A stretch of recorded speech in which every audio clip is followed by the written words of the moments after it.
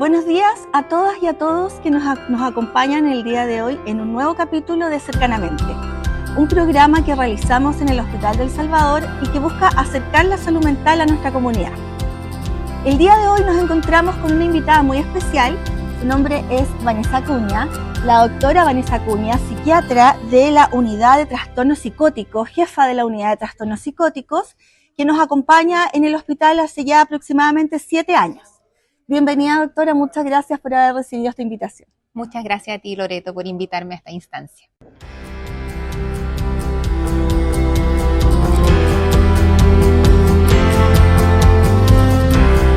Vamos a conversar con la doctora sobre un trastorno de salud mental que afecta a un número no menor de hombres y mujeres, de personas, ¿verdad? Y vamos a conversar sobre la esquizofrenia. Pero el día de hoy quisimos darle un enfoque diferente. Estamos a pocos días de la conmemoración del Día Internacional de la Mujer, el 8 de marzo, y por lo mismo es que queremos hablar sobre la esquizofrenia, pero enfocada en las mujeres. ¿Cómo es vivir con esquizofrenia para una mujer? Doctora, ¿es lo mismo tener esquizofrenia en un hombre que en una mujer? No, la verdad es que no es lo mismo tener esquizofrenia si eres hombre o si eres mujer. Se sabe hoy en día, hay bastante evidencia en la literatura médica de que existen una serie de diferencias en la esquizofrenia en hombres versus en mujeres. Por ejemplo, en las mujeres se reporta una menor incidencia de esquizofrenia. La incidencia son los casos nuevos de una enfermedad que se conocen cada año. Entonces, cada año hay menos casos de mujeres que de hombres. Otra diferencia que ha sido bastante reconocida en la literatura es que la edad de inicio sería más tardía en nosotras las mujeres. Esto es que en el caso de una mujer es más probable que la esquizofrenia parta alrededor de los 25 a 35 años, versus en los hombres que ocurre en una etapa más temprana de sus vidas, esto es entre los 18 y los 25 años. Otras diferencias también se relacionan con la forma como se comportan los síntomas en hombres versus en mujeres. Se describe igualmente que las mujeres podríamos tener un mejor pronóstico de la enfermedad en comparación con los hombres. Esto es una mejor respuesta al tratamiento. Y por supuesto, lo que es muy relevante tiene que ver con los diferentes roles que cumplimos en la sociedad, hombres y mujeres, que tienen relación con el género. Por ejemplo, ahí aparece lo que ocurre con la maternidad, con el rol de cuidadora, que suele todavía estar más presente en el caso nuestro de las mujeres. Obviamente, cuando yo hablo de estas diferencias, hay que tener presente que no se van a ver en cada una de las mujeres o en cada uno de los hombres que tengan esquizofrenia, ¿cierto? Como ocurre en la vida, todas las personas somos distintas, pero tienden a presentarse estas características así como les estoy contando. Doctora, mencionaba los síntomas. Efectivamente, entonces, ¿habrían diferencias en los síntomas entre la mujer y el hombre? Efectivamente, Loreto, se sabe hoy en día que hay diferencias en cómo se presentan algunos síntomas de la esquizofrenia en las mujeres en comparación con los hombres. Por ejemplo, los síntomas negativos. ¿Sí? Ahí habría que recordar cómo se definen los síntomas negativos, ¿cierto? Para que la comunidad que va a ver este programa lo pueda comprender bien. Los síntomas negativos de la esquizofrenia son la pérdida de funciones o características que las personas habían logrado adquirir antes de presentar la enfermedad durante su desarrollo. Entonces, algunos ejemplos de estos síntomas negativos son, por ejemplo, uno que se llama alogia, que significa que las personas hablan menos que antes. Entonces, si tú comparas con la población general, tienes una conversación con alguien que tenga este diagnóstico, tal vez va a tener un discurso con menos palabras, más breve posiblemente. Otro síntoma negativo que se presenta en la esquizofrenia es el aplanamiento afectivo, que quiere decir que las personas tienden a expresar menos sus emociones. No es que no las sientan, pero si uno las ve, por ejemplo, su expresión facial lo refleja menos que en el resto de las personas que no tenemos esquizofrenia. Y otro síntoma negativo muy importante se relaciona con el funcionamiento social, con nuestra capacidad de establecer relaciones sociales, por ejemplo, de amistad, relaciones de pareja. Y ahí, volviendo al tema que nos convoca, que es la diferencia entre hombres y mujeres en estos síntomas, sucede que las mujeres tendrían síntomas negativos menos severos que los hombres. Entonces, estas diferencias o estos síntomas que yo les mencionaba, tal vez se notan menos en las mujeres. Entonces, una mujer con esquizofrenia es más probable que no tenga este problema de la disminución de las palabras, ¿cierto? Del habla, que no sea tan marcado este aplanamiento afectivo, entonces que conserven más su expresión de emociones y que les cueste menos la parte social. Entonces, que ellas, por ejemplo, tengan más posibilidades o menos dificultades más bien para establecer relaciones de amistad o tener relaciones de pareja, por ejemplo. A propósito de estas diferencias en los síntomas, hay un punto que me parece que es crucial a considerar, y es que lamentablemente esta información no está tan difundida, por ejemplo, en nuestro país. Entonces se corre el riesgo de que estas diferencias en cómo se presentan los síntomas de la enfermedad en las mujeres en comparación con los hombres no sean consideradas. Eh, Hay quienes también hablan de que aquí pudiera haber un sesgo de género, en que los criterios diagnósticos que utilizamos para diagnosticar, en este caso la esquizofrenia, valga la redundancia, pudieran ser más válidos para los hombres que las mujeres. ¿Y qué sucede acá? Que eso nos pone a nosotras como mujeres en riesgo, porque si no se están considerando estas diferencias, tal vez vamos a tener menos posibilidades de un diagnóstico oportuno, el diagnóstico puede retrasarse y con eso también se va a atrasar la posibilidad de acceder a un tratamiento adecuado para que las mujeres puedan tener la recuperación que necesitan. Doctora, las mujeres en nuestra vida pasamos por distintas etapas biológicas, ¿verdad? Tenemos el tema de las hormonas, que es algo tan importante en todas las mujeres. ¿Estos factores son incidentes en el tema de la esquizofrenia en cuanto a los síntomas, en cuanto a la recuperación de las mujeres?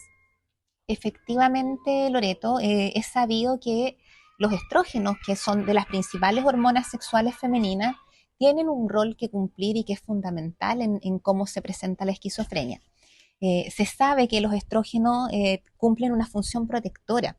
Pasa en este caso en la esquizofrenia y también en otras patologías de otras áreas de la medicina. Y pudiera ser entonces que esto que mencionábamos anteriormente, de que las mujeres tienden a tener un mejor pronóstico de la enfermedad, que inician los síntomas de manera más tardía en relación a los hombres, sea gracias a los estrógenos y a la protección que nos confiere. Pero también ahí recordamos, como tú decías, que las mujeres tenemos cambios hormonales, ¿cierto? A lo largo de nuestro ciclo vital. De hecho, a nivel mensual, ¿cierto? En nuestro ciclo menstrual tenemos diferencia de los niveles de estrógeno. Y esto se hace mucho más marcado cuando vamos avanzando en edad y se llega al momento de la menopausia. Ocurre en la menopausia que se produce una disminución drástica de los niveles de estrógeno y hay evidencia también en la literatura médica que muestra que en esa etapa pudiera ocurrir que los medicamentos antipsicóticos sean menos eficaces para las mujeres. Entonces ahí tienen ellas más riesgo de tener una descompensación clínica. Eso evidentemente debe ser visto caso a caso y considerado por los equipos profesionales tratantes en el manejo, en el tratamiento de cada mujer. Y si estamos hablando de ciclo vital femenino y en esta instancia, evidentemente también hay que tocar el tema del embarazo. Recordar en este caso que una mujer con esquizofrenia tiene el mismo derecho que todo el resto de nosotras las mujeres a poder ser madre, pero evidentemente se espera, ¿cierto?, que sea en un momento de una compensación clínica, con una buena adherencia al tratamiento, porque está en juego ahí su propio bienestar y también el de sus hijos. Y en ese caso hay muchos medicamentos que nosotros utilizamos en el tratamiento de las personas con esquizofrenia que se pueden usar con bastante seguridad durante el embarazo.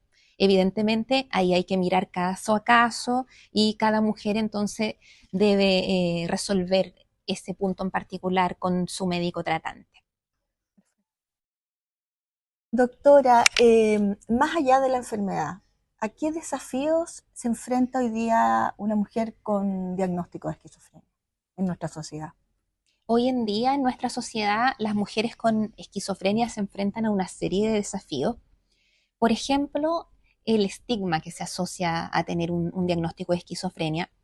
Lamentablemente vivimos en una sociedad donde hay mucho desconocimiento sobre lo que significa tener esquizofrenia Y tanto las mujeres como los hombres con este diagnóstico sufren muchas veces de discriminación.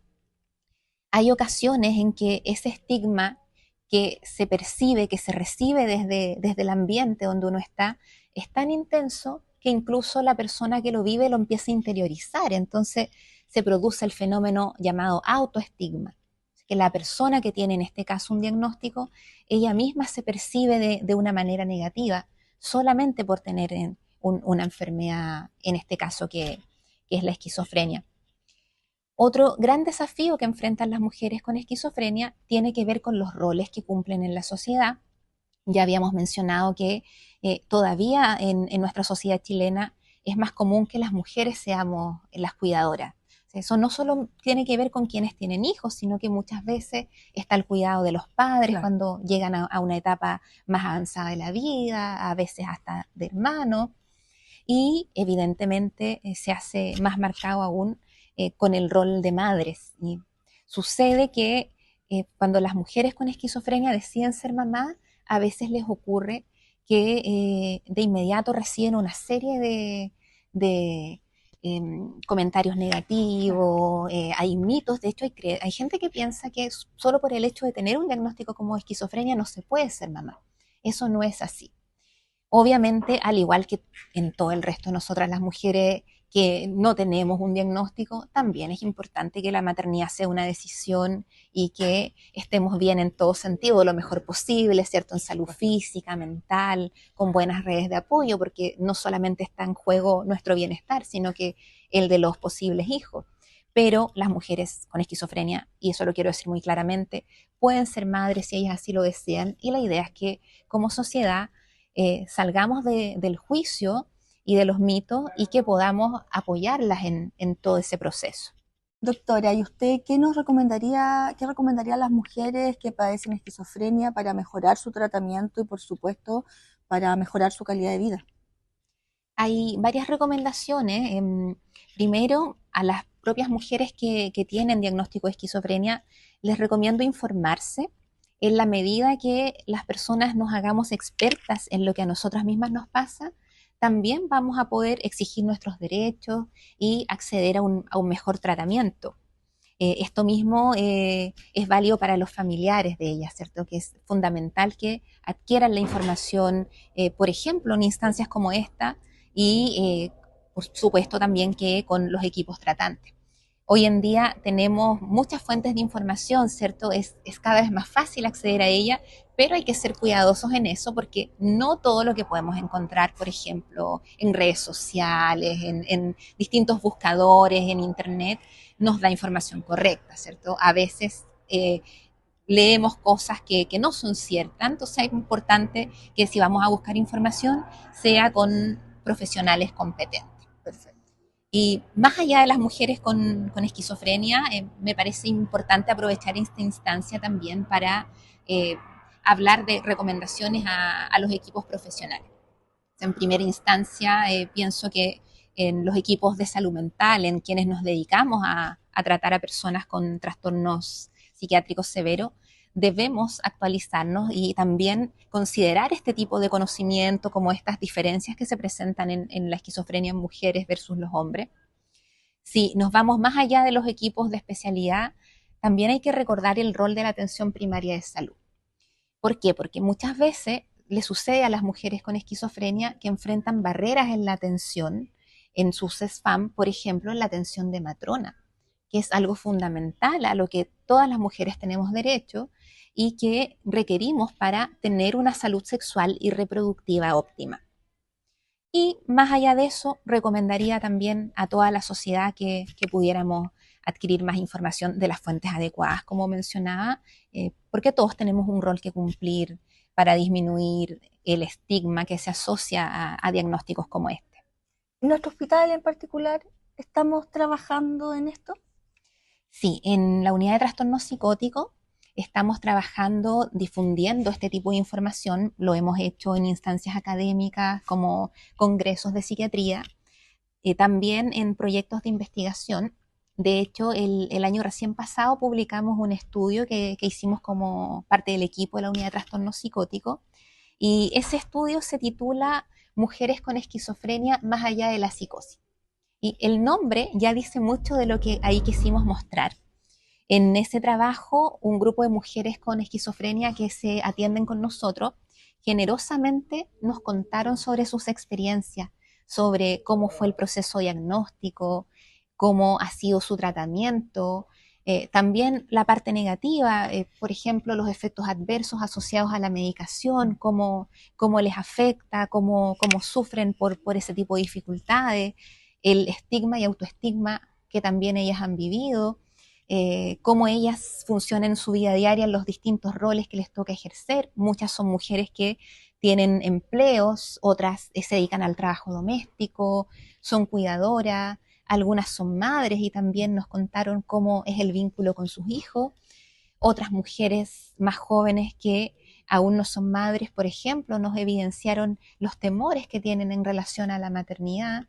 Y pensamos nosotros que como hospital es muy importante que se hagan este tipo de proyectos de investigación, porque de esa manera generamos también nuevo conocimiento que contribuya a que se conozca más sobre la realidad que es la esquizofrenia en este caso, en las mujeres.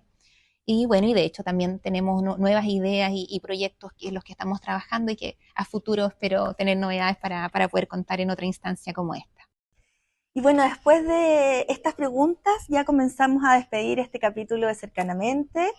Le quiero dejar el espacio a la doctora, desde ya agradecerle por esta instancia tan enriquecedora. Como le comentaba antes, también en el contexto de que estamos cercanamente a conmemorar el Día Internacional de la Mujer. Son temas tremendamente importantes que le agradecemos que hayamos podido conversar con usted. ¿Un mensaje abierto a la comunidad para despedirse?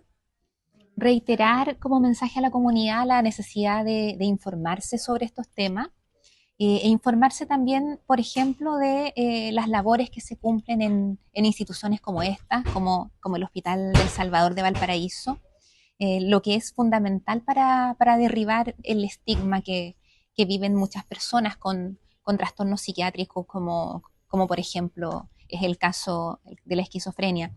Y ahí entonces destacar que en la sociedad todos tenemos un rol que cumplir para mejorar la calidad de vida de las personas que tienen este tipo de diagnóstico y para reducir y combatir el estigma.